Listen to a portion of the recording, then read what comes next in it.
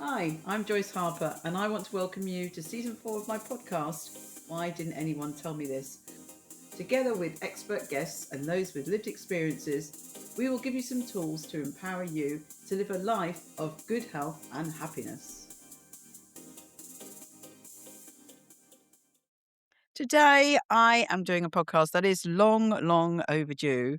I'm talking to Dr. Sarah Lensen about trying to conceive the truth about IVF add-ons. Sarah is a senior research fellow in the Department of Obstetrics and Gynecology and Newborn Health at the University of Melbourne. And for many years, she has had an interest in women's health, particularly around evidence-based medicine. She does a lot with a group called the Cochrane Group, and they have a journal which is dedicated to what we call systematic reviews, which we will explain in the podcast, of evidence-based medicine. And she is involved, she's co-lead of the Cochrane Gynecology and Fertility Group. So we start this podcast by explaining what evidence-based research is and about randomized controlled trial and the systematic analysis and the difference between cause and effect. So we hope that's going to be really useful. I have started other podcasts like that as well. I think it's just so important to learn. But then we go into IVF add-ons and we get quite controversial. And something that came up during the podcast was realizing that we should run some debates around these topics because people don't agree. Some of my friends, long-term friends, and I don't agree about the evidence and how we interpret the evidence of IVF add-ons. But Sarah and I agree that we stick to the official rules, regulations, guidance from society, such as ESHRA and her group in Australia and the HFEA, etc. So it's going to be a great podcast. Hope you learn something, but I'd love to hear your view about what we discuss in this podcast today. Enjoy. Welcome, Sarah. Hi, Joyce. It's going to be really great to talk to you today about IVF add-ons. And this is a topic that one of those podcasts, I think, why didn't I do this before? Why has it taken me 4 years to do a podcast about IVF add-ons? Anyway, let's first talk about your career. What led you to want to work on fertility, especially evidence-based treatments?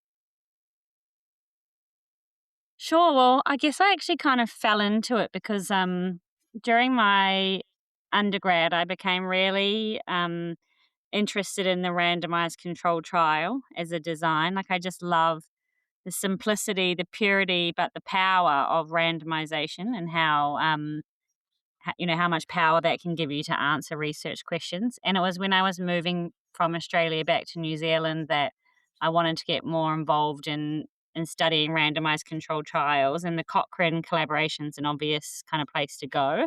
And in New Zealand, the main Cochrane group we have there is obstetrics, gynecology, and fertility. So that's how I kind of fell into the field. 10 years ago now, or whatever it was. But yeah, I'm really enjoying it. Brilliant. Can you explain in simple terms what a randomized control trial is?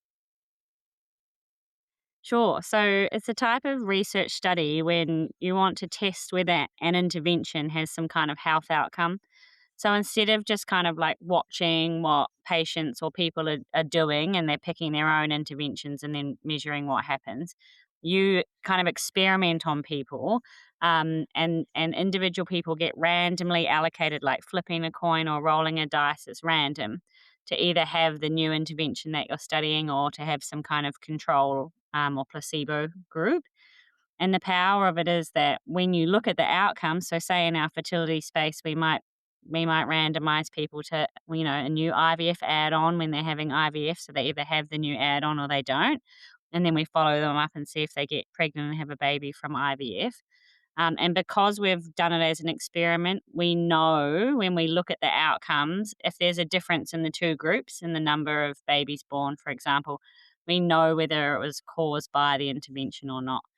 Whereas in kind of observational research where you're just, let people choose if they want to have the add-on or not and then follow them up, you get into lots of kind of statistical problems in terms of things like confounding, which is a bit complicated, but basically it just means you never really know for sure if it was the add-on that made the difference or something about the people who chose to have the add-on.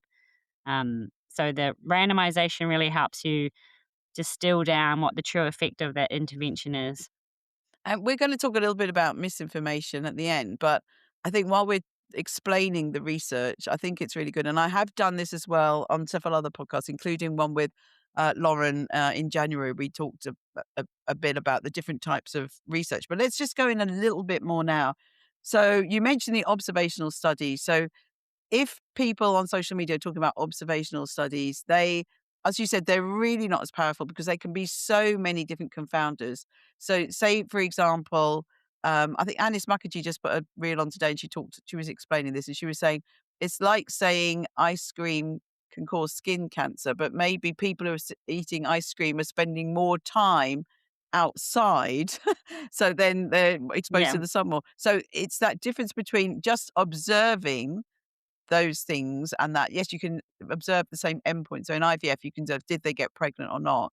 But there are so many different things that you can see there about people that eat ice cream, people that don't eat ice cream. And in any clinical study, whether it's IVF or not, you can see if you're just observing people, it's going to be very different than a randomized controlled trial.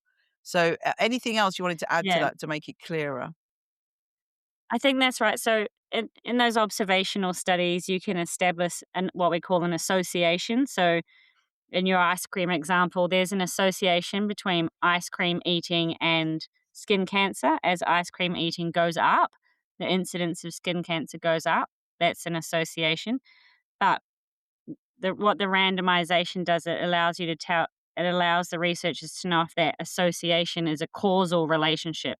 If the ice cream caused the increase in skin cancer. And so, if you did do a randomized controlled trial where you randomize people to eat ice cream or not, then you wouldn't see that effect that was observed in your hypothetical observational study, because it's not an actual causal relationship. And in your example, it's actually the sun exposure that's causing the increase in skin cancer.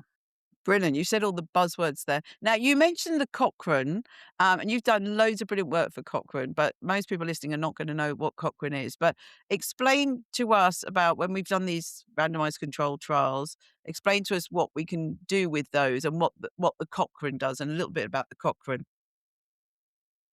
Yeah, so the Cochrane Collaboration is a global not for profit organization that aims to bring together all of the relevant evidence for specific research questions or specific, health conditions into one place, critically appraise it, and then kind of give an overall answer. So there's lots of people all around the world, for example, testing the different IVF add-ons that exist. And there might be one study published about time lapse technology in Australia, and then another study comes out of India the next year, and then another study on time lapse comes out of the UK. And those individual studies are important on their own, but it's even better to bring them all together into one place, what we call a systematic review. Bring them all together, combine them statistically if we can, and give like one kind of overall answer in terms of what's all of the evidence about this add-on time lapse or whatever it is. What does all the evidence say when it's put together? So that's what we specialize in at Cochrane, is having really good methods to search for all those studies, to critically appraise them so we know, where there might be bias creeping in, to statistically join them together, and to do something that we call grading the evidence, which is kind of trying to decide how much we trust it or how reliable the findings are.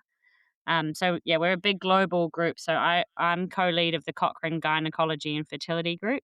But there's a Cochrane group for every health condition that you can imagine, and we all publish lots of these reviews of different interventions. So anything, asthma, dementia, cancer, stroke, any condition that you might be interested in, there's probably a Cochrane review about it. So this is really important because we talk in science about a pyramid of evidence-based medicine. So at the bottom, you've got things like case reports and cohort studies and the observational studies. And then the top two are the randomized controlled trial that you mentioned, and then the systematic review that you mentioned. So the systematic review, as you say, it's the creme de la creme. But when people read these papers, they also have to take into account, as you said, that some of the evidence, some of the studies are low quality. unfortunately, most of the studies are low quality. They're Mm. not perfect. They're published studies, but they're not necessarily perfect. And the Cochrane review will make that clear whether the evidence is low quality, medium quality, or high quality. So that's just such important work, isn't it? Yeah, that's exactly right. And I think in the lay um, public, like a lot of people on the street sort of think, oh, it's been peer reviewed. That's the marker of quality. Has it been peer reviewed? But Joyce and I will tell you that a lot of our peers, our so-called peers, like they're not capable of doing, thorough expert quality reviews of papers. So just being peer reviewed these days, it doesn't mean that much. I saw a woman did a reel the other day. I won't say what it was about, but she said, "My paper's just come out and it's so important. It has been peer reviewed, and it took a year or something." And I was like, so that she was sort of trying to sell it that, oh, it was so robust. They took such a Mm. long time and they really detailed peer review. That is not a good effort. That just Yeah, means the like it journal only just scraped in. Yeah. or the journal just wasn't very good at getting the reviews, and it took a long time. I've had some papers that literally people were on holiday, and then the referee forgot, Mm. and blah blah blah blah blah. And yeah, so as we've said, having a peer reviewed paper uh, does not mean it's a high quality piece of research. So I think we sort of cover the nuts and bolts there, Sarah. So that's so important, and you and I. And many others are trying to get these messages out about published research. Let's talk about the IVF add-on. So, what is an IVF add-on? Mm. So, what I think an add on is, and I think it is a little bit grey, but really it's anything that's optional and not necessary to the kind of standard process of IVF. So, something that's added on, hence the name. Usually it's used or used by patients or recommended by the clinic with the aim or the claim that it's going to increase the chance of success in some way. And also because it is something extra, it usually costs patients extra as well. So that's the kind of broad definition. It could be anything. It can be extra medicines the doctor might recommend that you don't strictly need as part of an IVF cycle. It could be an extra procedure that the IVF doctor wants to perform. It can be extra stuff that happens in the IVF laboratory, whether it's, dipping the embryo in an extra solution or manipulating the eggs, the sperm, or the embryo in some way that's not kind of strictly necessary. It can be even things that patients access out in the community, like complementary or alternative therapies, acupuncture, extra supplements, even, special diets that we hear people kind of recommending to each other specifically for IVF could be considered an add-on. That is brilliant and exactly the same as I say. That was almost word for word what Perfect. I say. So for me, I think that's pretty straightforward, but other people, I see so many people say, "Oh, well, the difficult thing is defining what an add-on is." But Sarah, you and I would say exactly the same. So I I think I think it think it's just clear. gets like grey when something like time lapse, which I mentioned before, where it's a special incubator that the embryos are growing in. It takes a photo of the embryos all the time. And at some clinics, they might charge patients for their embryos to go in the time lapse instead of the normal incubator. It might be something the patients decide whether they want to do, so it is an option, and it might be something they pay for. Whereas at the clinic next door, maybe all their incubators are time lapse incubators, and they don't even tell the patient that they have to use some incubator, so that's the one they chose. The staff like it better. The patients don't even know. The patients aren't being charged more for it. That's when, it gets a bit blurry. Maybe at one clinic it's an add-on, the other clinic it's not an add-on. Um, so I think there are some kind of grey areas, but I think by and large it's pretty obvious what is and isn't an add-on. Yeah, here, totally. So I was involved with the Human Fertilization and Embryology Authority, who the governing body of fertility treatment in the UK. And quite a few years ago now, we set up a traffic light system. So looking at all the evidence and the Cochrane reviews and the randomized controlled trials that you've mentioned, we didn't do many, we looked at a handful, I think it was about 10 at the time, of add-ons. And we looked at all the evidence that had been done for these and we rated them green if we felt that all the studies showed overall, like the Cochrane review, that it did benefit the patient. So ideally improve live birth rate for IVF. Then there was amber if the evidence was not quite positive or negative, and then it was red if there was either no studies done at all or if the studies showed that it didn't improve live birth rate. And for me, that was really straightforward. And then, but what the discussion was that, well, if it's green, then some people are saying then it's not an add-on anymore. But according to your and my definition, it's still an add-on because it's optional and it's something that most clinics will charge for because it's optional and it's extra. So for me, I felt that if it went green, if there were studies that came out and said it went green, yep, we've got the evidence now. It can still be on the add-on list. So I didn't. I found that a little bit, but yeah, people have Yeah. these odd views about add-ons, don't they? I agree with you. I think there are possibly some like strategies or techniques where if there was overwhelming evidence, say like fresh versus frozen transfer or something like that, if there was overwhelming evidence that one of those was better than the other and everyone in the world kind of switched to only doing, for example, frozen transfers, then maybe it wouldn't really be an add-on because no one's really choosing. It's always the same thing that's happening.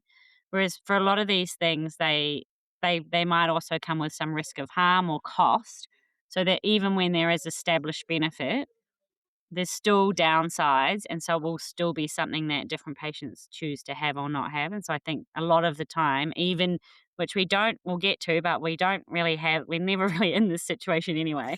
But if there was overwhelming evidence of one of the add-ons being beneficial, it wouldn't necessarily become like routine for everyone and not like a decision point anymore.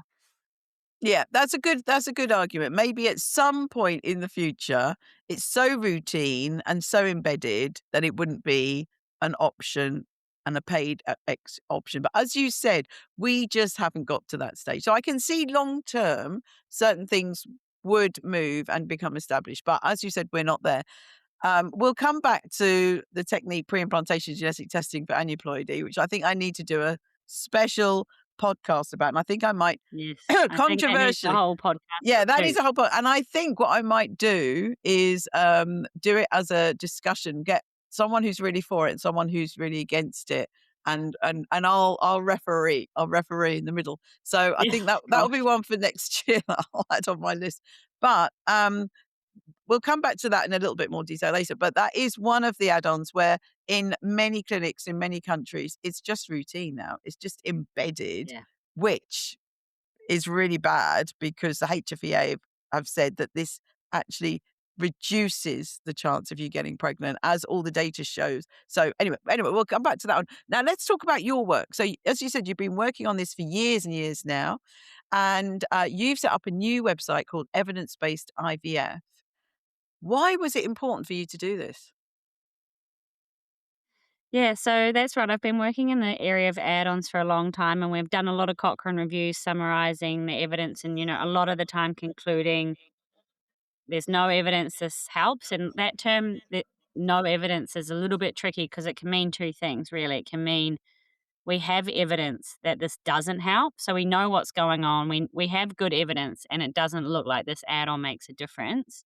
Sometimes we're in that situation.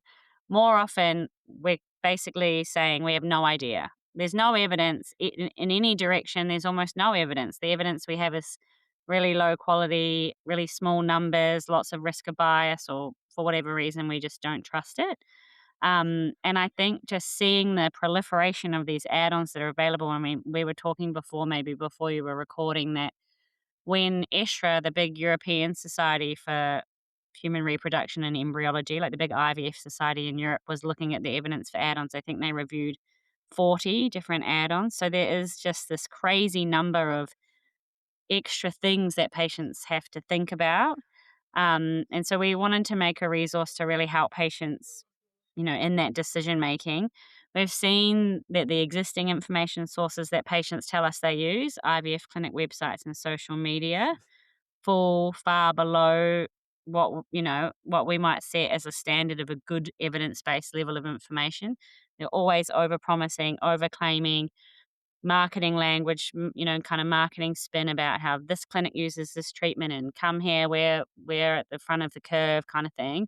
And patients are much more likely to share positive stories online about using add-ons than negative. So you get these kind of skewed everywhere the patients are looking, they're getting these a skewed sense of the true effect of these treatments. So we wanted to make a resource for patients, somewhere they can go. It's trusted, evidence-based information, paid for by the Australian government. There's no commercial interests, no skin in the game from our side. We just want people to have the facts. So that was kind of our motivation to take everything we're doing in Cochrane and like spit it out into a resource that's for patients, something they can understand and use for their decision making. And it's so important. So the HFEA traffic light system, which is a little bit more complicated now, it's got grey and black. Since I was involved with helping create it. But it is patient facing. But I think having another one and having one from Australia adds really important clarity to this. So you mentioned the ESHRA guideline. So I was involved with writing that, but it's an article. So it's not, we never did anything for patients, which we should have done maybe. And as you said, we looked at over 40, and that is a really big list, and it was controversial, and it took a long time for us all to get agreement. So I think the beauty of what you've done is that it's patient facing. It's for the patients to try and help them navigate this. What I think's really sad is that we actually are in this situation. So in the UK, we are governed by the HFEA, as I said, and the HFEA, I think it's a real shame. I mean, it's not their fault. It's just the way they're a government set up body, and they have restrictions about what they can do. But they can, if they get a new procedure that comes into them, they can either approve it or disapprove it, or say you can use it, or say we can't use it. And to say you can't use it, there's got to be evidence around safety, etc. So if a new technique comes in, my view is we need to only let it be used under a research license. So it's only specific clinics that use it, and they're using it to gain evidence, like doing a randomized control trial, doing proper research to see if this procedure works or not.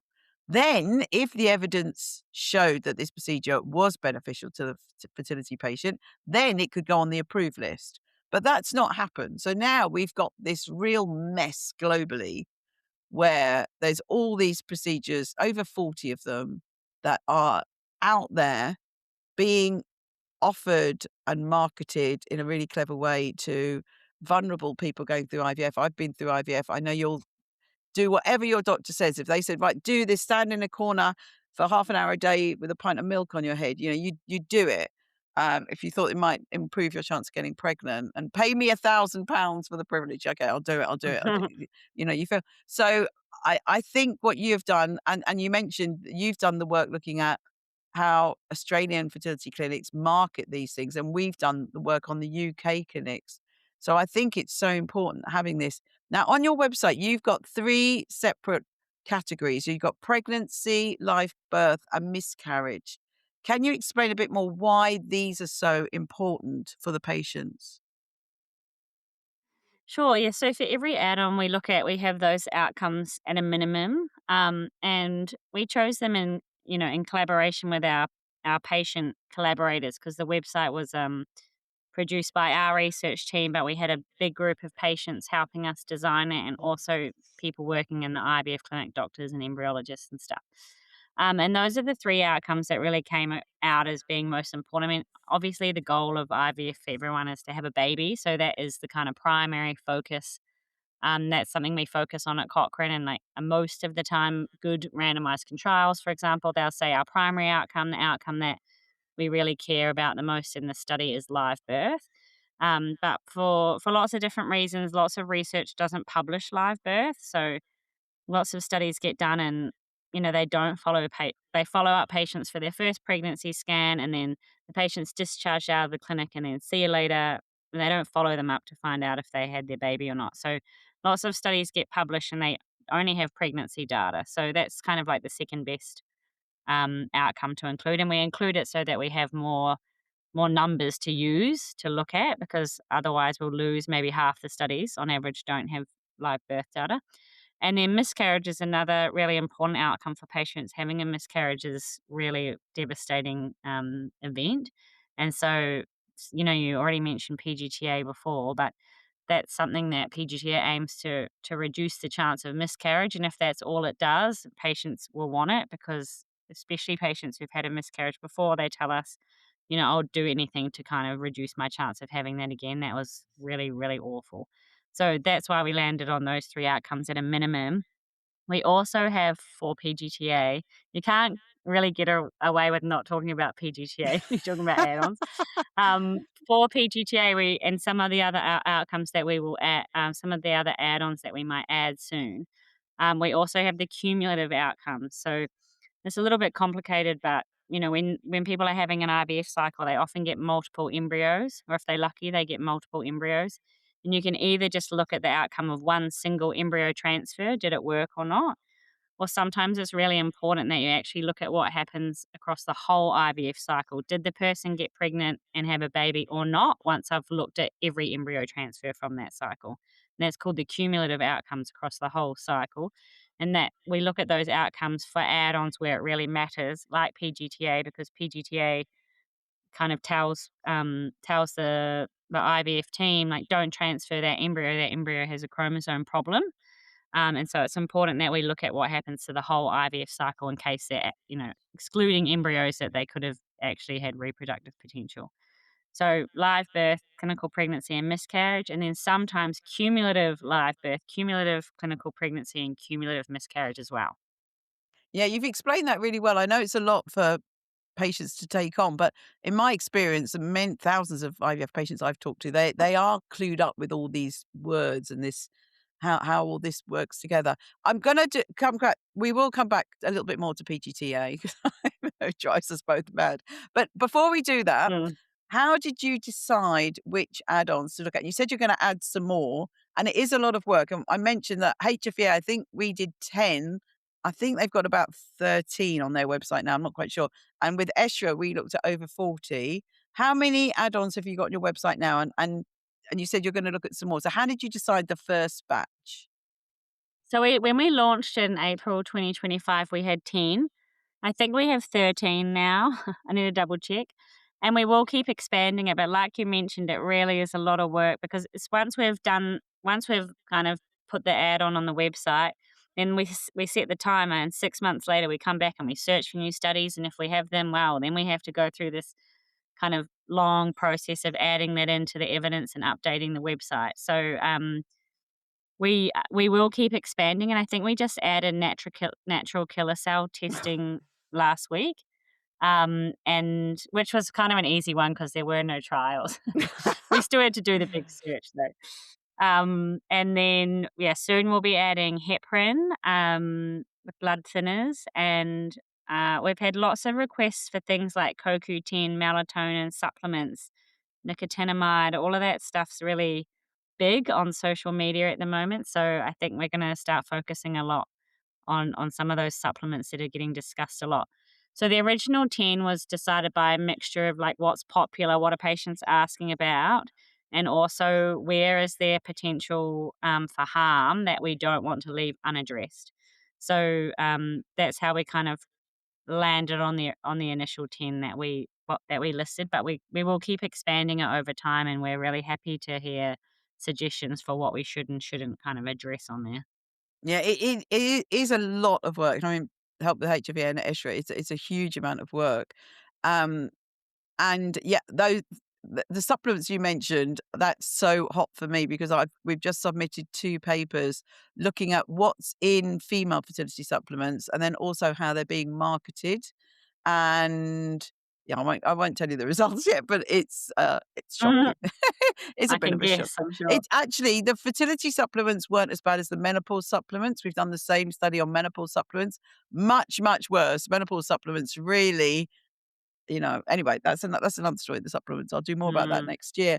Um, can I ask, I haven't sat down and compared the ESHRA list, your list, and the HFEA list do we all say the same thing, or basically the same thing, or did we come Yeah, to any more different or less. conclusions? Not not really. I mean, so the HFEA takes a slightly different approach to us, that we only look at evidence from randomized controlled trials, and we spoke about why at the start. And it's also a big kind of can of worms to open, but there's an increasing concern, I guess, about trustworthiness in research that we've been encountering. And so we've been really strict more recently with really double checking that all the research we include is kind of passing these trustworthiness thresholds, that we really believe that the study took place and that the conclusions are reliable. So we have a different scope, I guess, compared to the HFEA. And same with ESHRA. I'm pretty sure um, when you were doing that process, you included systematic reviews. And if the systematic reviews included observational studies, well, they got put in it too, which was something I commented about in my feedback to the guideline, but we won't go there. So we've just focused on RCTs. And so that's why for some of the responses, for some of the I think, for example, the endometrial receptivity rates, kind of testing my memory, I should look it up. The HFEA rates, that is red, that there's a signal of possible harm, and that's based on observational data. And so we haven't said that. We've said doesn't look like it makes a difference. We have a different category system. We don't use traffic lights. We say no difference, unclear, or possible benefit or possible harm. Yeah, So a that's a slightly different system. So there are some discrepancies, but I know why they're there, and it's sort of just because we have a different approach. yeah, no, that's really important to say. Now, I can tell you why in the HFEA and ESHRA we did include the other studies. It's because we were being criticised so much of people saying, maybe we shouldn't listen to what people say. But people were saying that, oh, but there's some observational studies that are useful. So we really tried to trawl through them all, and try to sift through. But as you said, even a randomized controlled trial can be low quality. But I think it's so important for you to have done this in a different way, slightly different way, and yours is much cleaner. So in my view, yours is definitely the cleanest, of the data, and very much needed. So I'm really glad about that. So, um, let's talk about some of them. So we mentioned PGTA a few times. Can you just in a nutshell explain, I mean, I could do it, but I want you to do it, what PGTA is and what you feel about it? Sure. So PGTA, or pre-implantation genetic testing for aneuploidy, is an add-on where you can test your embryos um, to see if they appear to have like the normal number of chromosomes. So what happens is the embryo, when it's 5 days old, a biopsy is taken from the shell of the embryo, and maybe 5 to 10 cells are taken from an embryo that has 150 or something. And that little biopsy gets sent away and tested to see how many chromosomes is in each of those cells. And then the result comes back, and the result can say lots of different things. So it could say that the embryo is aneuploid, which means it either has one too many or one too few chromosomes. And we know that the aneuploid embryos have a reduced chance of implanting and establishing a pregnancy or giving you a baby. And we also know that some aneuploidies are compatible with life, things like trisomy 21, that's Down syndrome. So the result might come back and say, all of these cells look aneuploid. It looks like the whole embryo has one too many or one too few chromosomes. Or the result could come back and say the embryo is euploid, which means it looks like it has the right number of chromosomes. Or it could come back and say it's mosaic, means some of the cells look aneuploid and some of them look euploid. Or it could come back and say it's inconclusive. We ran the analysis, but there was some problem with the test and we don't actually know. And sorry, you did the biopsy and paid for it, but we don't actually have any more information from you. That doesn't happen that often, maybe 3 or 5% of the time. So the idea of it is that let's test all the embryos, the ones that come back as aneuploid. we'll kind of put them in the bin. We won't transfer those because we know they have a low chance of working. We will help you get to your euploid embryos faster. We put them at the front of the queue. We'll help you get pregnant faster. And we'll also help you avoid a miscarriage because the aneuploid embryos have a higher chance of an early miscarriage.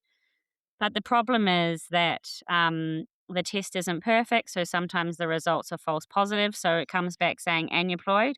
We think about 5% of the time it's wrong. That embryo was euploid. You could have transferred it. Could have been your like one chance to get pregnant and have a baby. But the error rate of the DNA analysis told the clinical team that it was aneuploid, and so they kept it in the freezer or they threw it in the bin. Whatever, you didn't transfer it, and that's cost you a small chance at having a baby.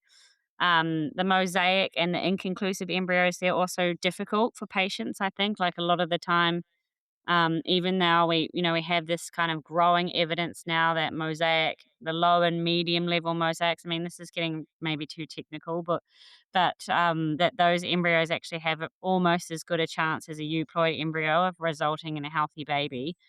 People are scared of that mosaic label. It's not euploid what they were searching for, and sometimes people just keep them in the freezer. They don't want to use them. And again, because we know that those embryos help could result in healthy babies, and they happen, in natural conceptions, they happen all the time. We wouldn't have even known about them.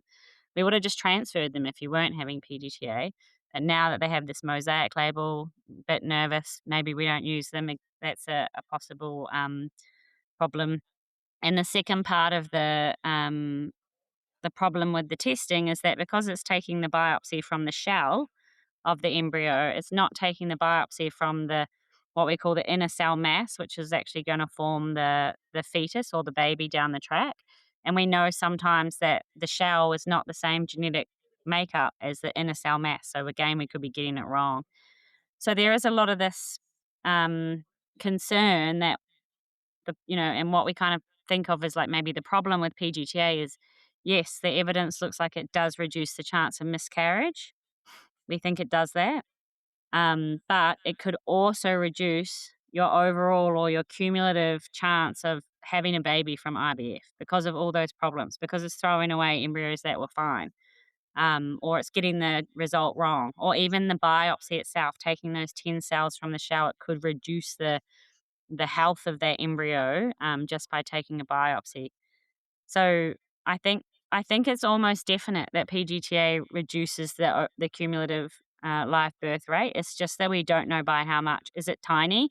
Is it 0.5%? Or is it 5% or 10%? We don't have the data. The 6 or 7 randomized controlled trials we have of PGTA, none of them have measured the cumulative outcomes properly. Some of them tried, but they all made, methodological problems or errors in what they were doing. That means that none of them actually measured the true cumulative effect, looking at all of the transfers. So PGTA, I think my problem with it really is that I don't think patients are told this, right? Like, I think if patients, especially patients who've had a miscarriage before, and they really psychologically like just want to do what they can to reduce that chance, and they're willing to forego that it might reduce their overall chance of having a baby if it's also going to help them avoid a miscarriage. If they're making an informed decision with all that information, I think PGTA has a role in IVF. But I don't think that's what's happening. If I look at IVF clinic websites in Australia, can't find a single one talking about that potential harm from PGTA, not a single one.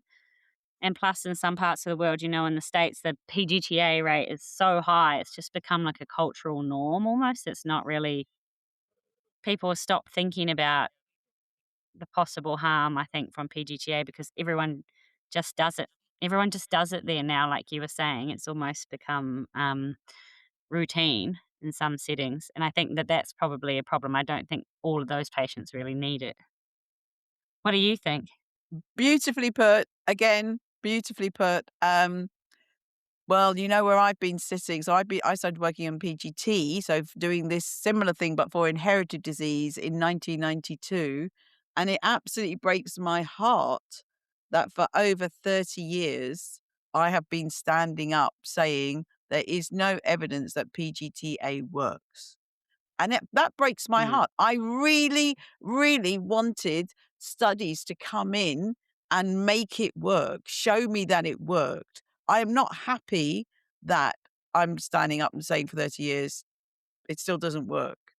I'm a scientist. I want evidence to come in and then we change our minds about our theories of things. That's how we work. And I would mm. love more than anything that this has happened with PGTA, and it hasn't. So I'm not gloating that I'm saying the same thing after 30 years. It's heartbreaking. Having been an IVF patient, it's heartbreaking that, as you say, it is routine. We did an analysis of USA data years ago, and there were 3 clinics then that offered PGTA on every single patient going through IVF. And now Yeah. in many countries, as well as many clinics in the USA, as you said, it's standard. And we said an IVF add-on is something that's not routine, and it is routine. I mean, they're paying, but this is a classic example where there, as you said, there is no proper evidence. So what have you said about PGTA on your website? Yeah, we've said, let me just bring it up so I don't speak out of turn, but we've said that it reduces the chance of miscarriage. That's one of the aims of PGTA. Without, putting back fewer aneuploid embryos that have a higher chance of miscarriage, we're going to reduce our chance of miscarriage. That's what we can see in the evidence from randomized controlled trials. But it also looks like it reduces the overall chance of getting pregnant from IVF, so the cumulative pregnancy rate. We don't see quite that same signal for the cumulative live birth rate for some reason. We don't know if it's like there's just not enough data there. We talked before about not all trials report cumulative live birth rate, and there's fewer live births than there are pregnancies. So there's like a statistical um, loss of power there. That could be why, but it definitely reduces the chance of having a miscarriage. It also reduces the overall chance of getting pregnant, and I think having a baby from IVF. We also hear a lot it helps increase the or reduce the time to pregnancy. It's gonna get you pregnant faster, but we haven't really seen that play out in the data yet, and I don't think some patients do, but most patients don't have, 12 embryos that they're gonna spend a year transferring back to back to back, that PGTA is really gonna speed things up for them that much. Most patients who are candidates for PGTA, like older women with high rates of aneuploidy over 37 or 38, they don't usually have lots of embryos. They usually have 1, 2, 3 embryos. So, um, there's not that much, like, time to be saved, I think. It's not on a big scale, and we haven't seen that play out in the data yet either. So, Yeah. there's a benefit for miscarriage, but it's also gonna reduce your chance. It also costs money, so I think it's something that patients just have to weigh up for themselves. Do you know roughly how much it costs in Australia? It's about $700 per embryo, which is probably about £400. Yeah. That Yeah. would add up.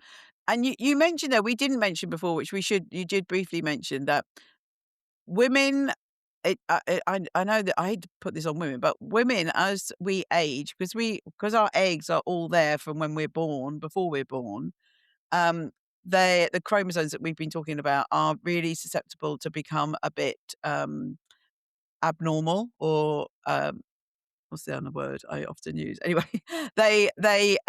so what happens in the eggs and the resulting embryos is that because of this, we can have these extra or missing chromosomes. So it is mainly an egg problem. But as you said, you mentioned the age 37. So as women get older, they're more likely to have eggs that have these abnormal number of chromosomes, which can lead to a decreased chance of getting pregnant, increased chance of miscarriage, and a decreased chance of having a live birth. So the theory of PGTA is logical.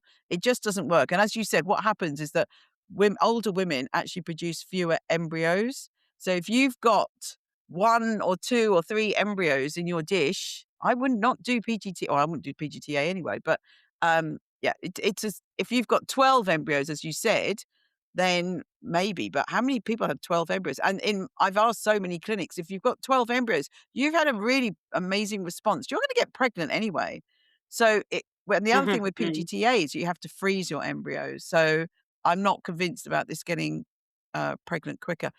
And there's a big lawsuit going on in the US. I'm amazed there's not been one sooner. I'm amazed there's not one in the UK and Australia, and that people that have been missold this are not suing because they've paid thousands of dollars, pounds to have this procedure where all the main Yeah. societies, so your society, the ASRM, the American Society, HFEA, and ESHRA, we all came to the same conclusion.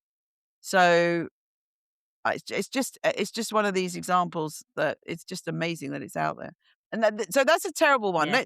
Let's put that to bed. I will try and get a debate next year where we talk about PGTA with a pro and against PGTA. Should be a bit hair raising, but It'll be spicy. it'll be spicy. I love a bit of spice. I'll do that next year, not this year. What about maybe an add-on that's on your list that you think is pretty good? Were there any? The bar's pretty low, I guess, for pretty good.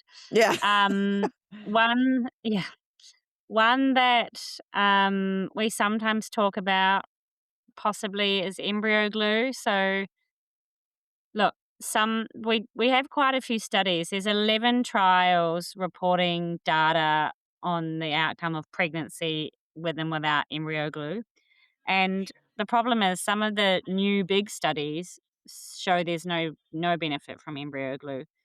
But we also have some of the older studies included that suggest there is a benefit. And although it's tempting to exclude the older studies, that unless there's good reason to, and unless you think that obviously the IVF we did, 20 years ago, or 15 years ago is different to the IVF we did now. But when you're trying to find out about whether embryo glue influences the chance of pregnancy, to exclude the old studies, we have to think that the effect of embryo glue has changed because of the different types of IVF that we use now compared to then. So just the fact that the studies are old is not grounds to exclude them altogether from the analysis. We couldn't think in our team, and we spoke to lots of embryologists if there's any reason why the newer studies are showing that there's no difference when the older studies found a benefit, and there's no kind of biological reason for that. So we've put all the studies together, and overall, it still looks like there is a potential benefit from embryo glue. So that's one where we say on the website possible increase. It's not definite, but that's given the state of evidence for all of the add-ons, that's as positive as the answer ever gets, I think. So embryo glue is one, where it is kind of green on our website saying possible benefit from embryo glue, but even then, it's not sort of a certain thing. We did find the same in the HFEA. It was green at one point. I wrote a paper in 2017 saying it was going to be green, and then they demoted it. But the ESHRA, we came to the same conclusion as you. Can you just tell us what it is? Oh, sorry. So embryo glue, it's got a very good marketing name, Yes. but it's basically an extra solution that the embryo can be dipped into or like soaked in for half an hour before the embryo transfer. And the embryo glue solution has a high concentration of something called hyaluron or hyaluronic acid, which also, Joyce, we should do this as a side project that so many of these add-ons seem to come out of the beauty industry. So many women listening now will be like, "Oh yeah, hyaluron. Like my Hmm. cleanser's got hyaluron." Like people know about hyaluron because it's marketed in the beauty area. So it's the same thing. It's a natural substance, but it supposedly has this kind of viscous or a sticky kind of property that when the embryo's soaked in it, it might, well, the theory goes that transferring that embryo covered in these hyaluron molecules will help it to implant because it's a more viscous solution than a normal embryo culture media would be. That's one of the theories. So it's just a simple solution, and lots of clinics, I mean, this is back to the, like, what is and isn't an add-on thing. Lots of clinics just use embryo glue for all their transfers. It's quite low cost, and they don't tell patients they're using it, and they don't charge for it, so maybe it's not an add-on at some clinics, but it is at others, maybe. Yeah. Yeah. It is one that's been hovering for us as well. Is there any add-on that gets your back up more than any others? Um Well, it's not something that we cover on our website, and I'm almost like nervous to talk about it today. But there is this. I've noticed some patients emailing our website team about this, and I was at a conference over the weekend where this came up.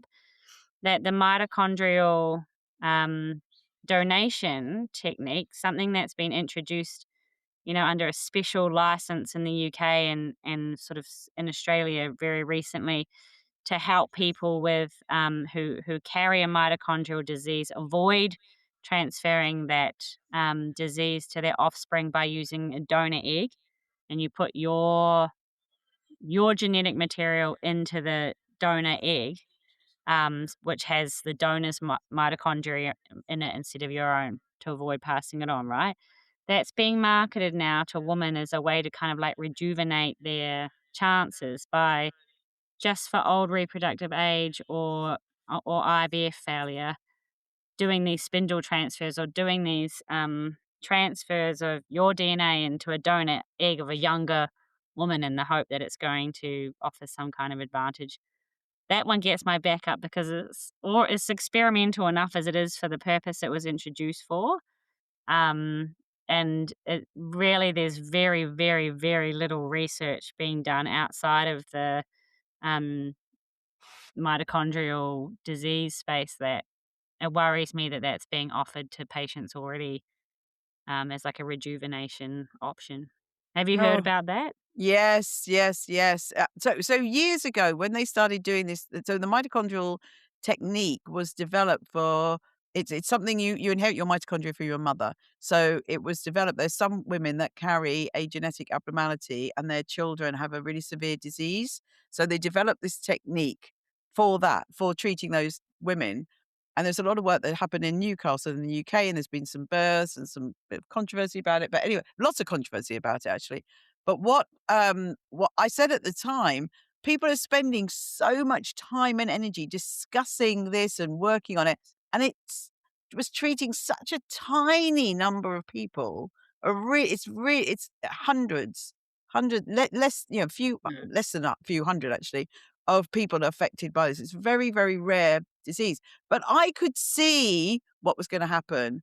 I could see that, okay, what they're going to say is we can use this to rejuvenate an egg. And then it would be big money.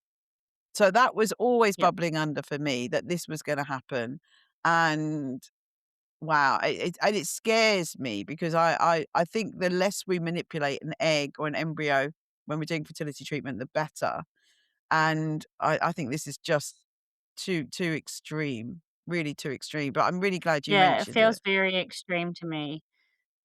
It just feels so sick that our industry, broadly speaking, global commercial IVF industry is anything that they could market.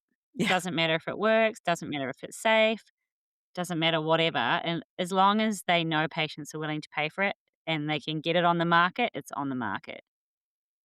yeah. So it really worries me about patients, opting in for something like that that's so experimental. And I don't even think really the biological rationale is there at all. No.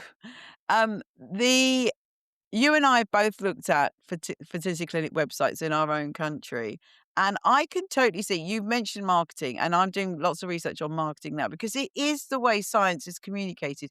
And if you have a website that did all the evidence-based treatments, it doesn't that your clinic doesn't look very sexy to the patient sitting Mm. there at home on a Wednesday night thinking, "Which clinic should you go to?" If you see the clinic that had just, "Oh, we do IVF, we do embryo freezing, we do ICSI, we do all these things," then you had the clinic that said, "We are doing all the latest technology. We're using AI. We're doing this." And we've got a paper coming about AI soon, hopefully. We're doing all this breaking research and we're offering all these different treatments. Come on. If you're sitting there and you don't know better, which one would you go to? You'd go to the Yeah. sexy, shiny one that's doing all this amazing research and they're breaking, all these new amazing what's the word? I can't think of the words. But very early in the morning here when we're recording this. Innovation. Yeah. Innovations. Yeah, they're doing all these thank you. They're doing all these innovations about how exciting this is. That's great marketing. So Yeah. for me, besides obviously the top of my list that gets my backup is PGTA, absolutely for sure. But the other one that really gets my backup, you did briefly mention, was the whole natural killer cell thing. Because you've mentioned a Mm, few times about having a theory of why something may help. And the whole natural killer cell. So with the Estra study, we worked with Ashley Moffat, who's one of the leading immunologists in the UK. And immunology to me is really difficult. It's not my topic. So we got Ashley in. And and she makes it very clear that this doesn't even make sense. So there's this theory that, and mm, that's so great marketing again. Natural killer cells sounds like amazing. Oh, you're going to have these killer cells that are going to kill off the embryo.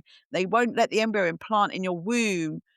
But what they've done in many clinics is they measure the natural killer cells in your blood, and the natural killer cells in your blood, as far as I'm aware, have no relation to anything that's going on in your womb.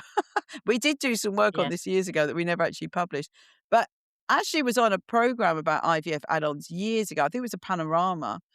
And and she made it very clear to just to explain that it actually doesn't even make any sense, and what they're measuring makes no sense, and then the treatments that they're offering are actually dangerous. They're offering some treatments that are Mm, really, really bad for you, especially if you got pregnant. I heard from many clinics that the next day, women were phoning up asking for it. Even though Ashley had yeah. clearly explained that this was really illogical, people are so desperate and so vulnerable that they say, "Oh, yeah, yeah, let me do it, let me do it." And it's thousands, they charge thousands for this. So we are up against this, and we're up against social media as well. And you and I and others, we were at a big, at the Estra conference, the big fertility conference this year in London, and we are now setting up we have set up a group of global experts who want to try and tackle especially the social media misinformation that's out there, but also some of these startups that are doing things that just don't make any sense. And really Mm. how it's so difficult in women's health now to for the public to understand what's real and what's not real. How do you feel about social media and what that's doing for women's health? I'm nervous about it. I think all the work we've done looking at social media show like there's a lot of really clued up IVF patients on there sharing good information and having sophisticated discussions with each other. There's also a lot of noise, a lot of stuff from influencers that's not backed. Who knows what it's backed by, but not evidence. And I think even just it really got me thinking then when you were talking about what are we going to do? Like, there's a segment on national TV talking about how this new thing is it doesn't work. What Ashley was talking about, and then everyone rushes for it, and that's why I was nervous to talk about this mitochondrial replacement therapy being used or the spindle transfer. Maybe we should even remove it from the thing because I'm worried that just talking about it, putting it on our website saying there's no trials, people say, "Oh, what's this new thing? I haven't heard about that yet. I might try it." I know it's only experimental, but I'm kind of, I'm desperate, I'm looking or whatever, and it could actually kind of backfire on the messaging. And so I think it's a shame that we're in this situation and people like groups like the HFEA don't have the power to kind of stop it before it gets here because once it's here, it's like this perfect storm of like social media information, the hope and desperation of patients and the commercial market just drives this stuff like crazy. And then we're trying to bail, teaspooning water out of a sinking boat sort of thing. It feels a bit futile. Um, but I guess someone needs to be doing it. And some people do really care about the evidence. And maybe we need to play around with in our new group we were talking about the psychology of our messaging, of our marketing, of trying to market the truth, how we can make that more attractive to patients, to women, to want to be informed and to want to say no in the face of unproven treatments instead of to want to rush towards them. I don't know. So the group we're It's a setting bit of up, a depressing. it's Mm, really it's really depressing. The group we're setting up is going to abide by the regulations and guidance from relevant society. So we are going to work on women's health. So we're going to do fertility, menopause, etc. And so for IVF add-ons, we've got your recommendations, we've got HFEA, we've got ESHRA, basically the same, slightly different data set, but basically the same. So I think it's very clear, but we will still get people out there that really say, no, everyone should have PGTA, or everyone should have endometrial scratch, or whatever they're having. And the influencers, I don't know how they do it. Honestly, I've studied it too, and I don't know how they do it. I think because they've become very friendly and they're your friend and you trust them, you begin to trust them more than you trust your health professional. And Mm. I don't, it's amazing marketing. So many of us have tried. I've tried when I go and make a comment or I make a reel about some misinformation, I get absolutely slated. So I made a few reels about the misinformation that eating McDonald's fries on the day you have your transfer is going to help you get pregnant. It's really not. There is absolutely no evidence. Mm. There's not even been a study. It's great marketing. I got absolutely the worst trolling comments, negativity that I've ever had on social media. And so as a person, that makes me vulnerable. So there's a lot of us who do know the right information and we're hesitant to put it out because, well, number one, we just don't have the reach that an influencer does. I just don't know how they do it. But Mm. also the negative comments that we get. I remember I was on a Facebook group that I criticized PGTA a few times. And people were saying to me, oh, you in the UK, you just don't understand. So these are just members of the public, and they're telling a professor who's worked in this for 40 years that I don't understand. And I normally try to be very humble, but what I normally write is, yeah, what do I know? I mean, what do I know? You obviously know more about this research than I do. I've been studying it for 40 years. I hate to sound cocky about it, but I mean, I get really but I don't Yeah. blame the person making that comment. They've just got brainwashed by social media. So I think we have got a really big task because, but I felt that if we unite some really important world leaders in these areas of women's health, then we can stand together and we can stand with the backing of the following the guidance of the relevant societies. And hopefully we've all tried separately and we're chipping away at the tip of the iceberg, but maybe together collectively we might have more of an influence. I don't know. We don't know. We're, tr- I hope we're, so. we're going to try, Sarah. We're going to try. We have to Oh, try. That's we right. have to try. So I'm going to try and end on a positive note. Well, I tried to end there saying that this group we're setting up, when we're trying to find a sexy name. I don't know. I can't. I'm rubbish at thinking about names. So if anyone out there can think of a name, we're going to work on trying to demystify the misinformation of women's health. Come on, think of a sexy name. But let's finish on the questions I ask all my guests, Sarah. So totally changing the themes. What makes you happy Yeah. and where is your happy place? Let's brighten it up. What makes me happy? My happy place is definitely the beach. Um, I just love it at the beach. Is that a boring answer? I don't No. mind the sand, even getting in my sandwich. I know some people hate the sand at the beach, but yeah, I just love the warmth against my skin. The kids usually play together relatively well at the beach. It's just a good day out. That's my happy place for sure. I'm going to the beach today. We've recorded this early in the morning because There I'm you off to the go. beach. Yeah. No, I'm just sighed because I'm just so jealous that I'm far from a beach, but I'm going to change that. I'm going to move. I'm moving soon at some point to be nearer I need to see the sea. It's great. So no, it's a Yeah. it's a great answer. And I think there's lots I could delve into about why that is. But very, very last question, Sarah. What advice would you give your younger self? Hmm. How much younger? Last week younger? Anything. Or 15-year-old younger?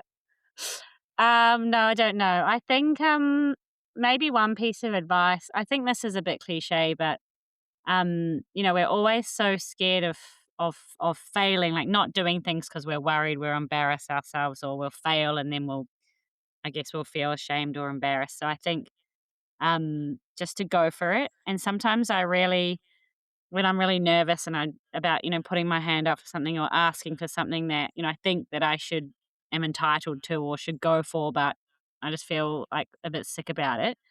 I channel this really. I won't say their name, but like an old colleague who was a man and really just used to shamelessly promote himself everywhere and put his hand up for stuff that I was too nervous to put my hand up for, but definitely more qualified than he was. And he'd just go for it and he'd get all of these positions. And it just, every time I'm worried, I'm like, just channel so and so. You can do this. Other people are putting their hands up and like they're not as good as you. You can do it. So I think I probably just tell myself to have that sort of a perspective a bit earlier. Might have been helpful for some my professional life and some, personal things along the way too. That's a great comment, and, God, I bet you must wish you could tell him what you're doing. I know, but I I think never that's will. brilliant. Yeah, he shall remain nameless, but, yeah, I love it, love it. That's a great story. Sarah, thank you very much. And yeah, doing this, I've realized that next year I'm going to do some podcasts. I'm going to do a whole one on PGTA. And I think we'll do whole ones where maybe a bit of a debate with some of the topics that our new global group on misinformation is going to be Mm, discussing. Because one of the things that's come out from that is a lot of people saying, but there's people that don't agree with you. So, for example, PGTA again, oh God, I can't believe I'm saying it again. But one of my colleagues has he was on he was giving a talk at the ESHRA conference a few years ago, one of the online ones, and he said that I think I might misquote him, I won't say who it is. He basically said that but anyone that doesn't agree with him is an idiot. I think he did use a really mm. harsh word. I can't remember whether it was idiot. And I was just sitting there and I was like, "What? Guess that you're Scientists an don't." idiot, Joyce. I'm an idiot. I'm an idiot. It's always been in the back of my head. I'm an idiot. So obviously we don't agree, but we agree with the evidence. So I think I'm going to do a number of podcasts on some of these topics that are on our list, um, such as HRT being a preventative medicine and um, fertility testing, those sorts of things. Let's do a debate. People have said, well, let's hear the other point of view. People have said, why don't you get together? And I have tried to get some people together before, but I'm going to do this on a podcast mini series of debates in women's health and get a pro and against. And let's thrash it out. We won't be in the same room, so there'll be no punches thrown. Yeah, it'll be safe. We'll be safe, but watch this space. I am going to try to get some debates going next year of some of these topics. So thank you because that Sounds good. discussion today brought that up. Sarah, thank you so much. I know you haven't been very well, so thank you for getting Yeah, through sorry this for this coffee. morning. You No, can go thanks and so much relax for now. having me. It's been fun.